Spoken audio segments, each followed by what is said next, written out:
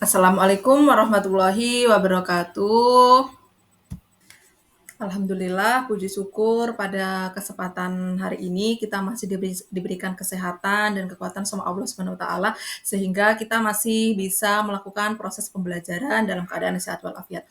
Baiklah anak-anak, pada hari ini kita mau belajar tentang menghindari perilaku foya-foya, riya, takabur, dan hasad.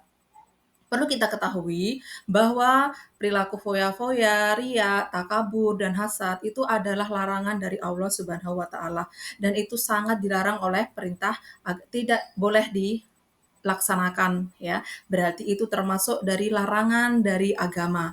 Nah, tujuan kita belajar tentang perilaku foya-foya, riya, takabur, dan hasad itu adalah yang pertama peserta didik itu tahu atau peserta didik itu mampu mengetahui bagaimana cara menghindari perilaku foya-foya, riya, takabur, dan hasad.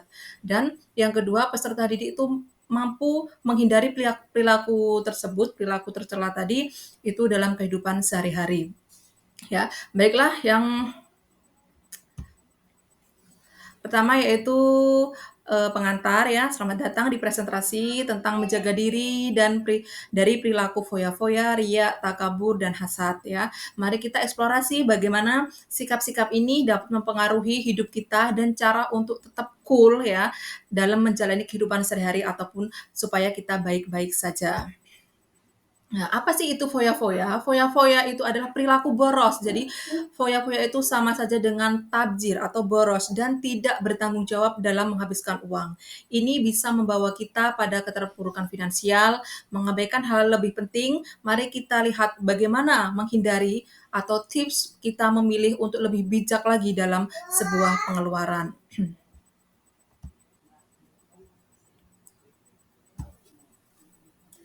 Nah, riya itu sangat berbahaya dalam kehidupan kita. Apa sih bahaya riya itu? Ketika kita terjebak dalam riya ya, kita bisa kehilangan integritas dan keaslian diri karena kita akan selalu berusaha untuk jadi pura-pura, bukan diri kita sendiri tapi kita bagaimana supaya disenangi orang lain, makanya kita bertindak bukan seperti diri kita karena ingin dipuji tadi. Nah, terus ini bisa menyebabkan hubungan yang tidak sehat pastinya. Bagi siapa? Bagi diri kita, dari orang lain ya. Maka dari itu, pentinglah manfaat kita itu apa sih cara kita bisa menghindari riya tadi? Itu adalah dengan cara kita rendah hati dan bisa menghargai diri sendiri tanpa pamer kepada siapapun ataupun kepada orang lain. Hanya Allah yang akan mengetahui pahala kita dan mengetahui apa yang kita kerjakan. Perilaku selanjutnya ya, yang termasuk akhlak tercela, yang tidak disukai oleh Allah Subhanahu wa taala dan itu bahkan termasuk akhlak mazmumah, itu adalah takabur. Takabur ini sering sekali terjadi dalam kehidupan kita, dalam kehidupan sehari-hari kita. Nah, apa sih itu takabur? Takabur adalah sikap sombong yang membuat kita merasa lebih baik dari orang lain. Sikap ini dapat menghambat pertumbuhan diri dan menciptakan jarak dalam hubungan. Mari kita bahas cara untuk tetap sederhana dan menghargai orang lain supaya tidak ada rasa sombong di hati kita. Karena orang yang sombong itu adalah tidak akan pernah masuk surga karena sombong tersebut. Dampak takabur, kalau kita melihat dari semua perbuatan kita itu pasti mempunyai dampak. Dampak takabur itu jelas sangat buruk bagi kehidupan kita. Perilaku takabur ini dapat menyebabkan keangkuhan ataupun sombong dan menghalangi kita dari pembelajaran. Kita perlu menyadari bahwa setiap orang itu mempunyai keunggulan, setiap orang itu mempunyai kelebihan dan mempunyai kekurangan masing-masing. Tidak ada makhluk yang sempurna karena Allah menciptakan manusia itu untuk bisa saling melengkapi. Jadi semuanya itu pasti di setiap ada kelebihan itu pasti juga ada kekurangan. Jadi semua manusia itu mempunyai kelebihan dan kekurangan. Jadi dengan adanya kita menyadari bahwa kita itu mempunyai kelebihan dan kekurangan, maka kita diharapkan supaya tidak bersikap sombong kepada siapapun itu. Selanjutnya perilaku yang menyimpang itu adalah perilaku tercela di sini itu adalah contohnya contoh yang lain itu adalah hasad ya.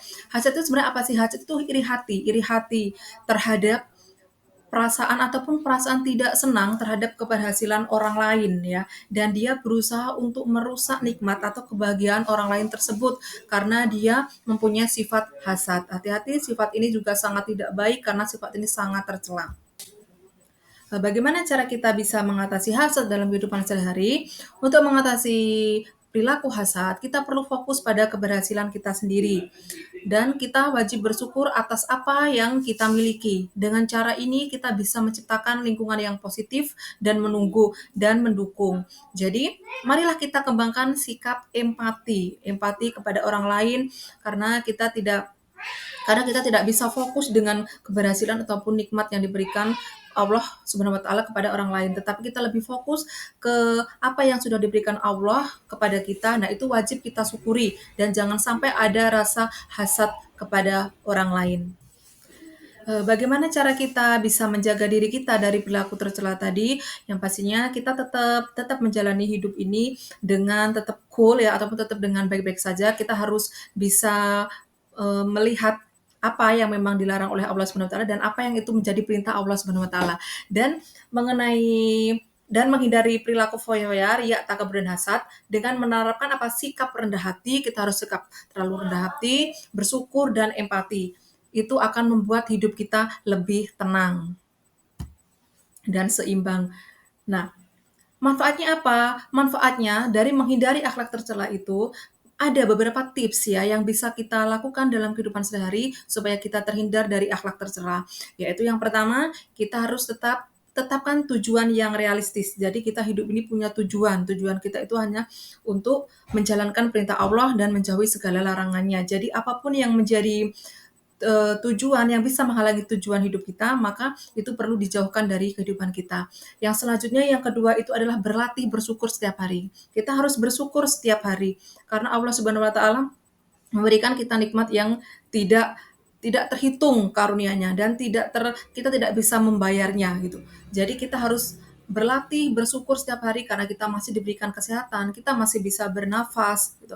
Ya, jadi kita wajib bersyukur. Yang selanjutnya yang ketiga itu adalah menghargai keberhasilan orang lain. Nah, keberhasilan orang lain ini perlu kita hargai, bukannya malah kita ingin menghilangkan nikmat dari apa yang dipunyai oleh orang lain. Jadi dengan adanya 3 tips ini, insya Allah hidup kita akan menjadi baik dan kita bisa menghindari dari akhlak tercela tersebut.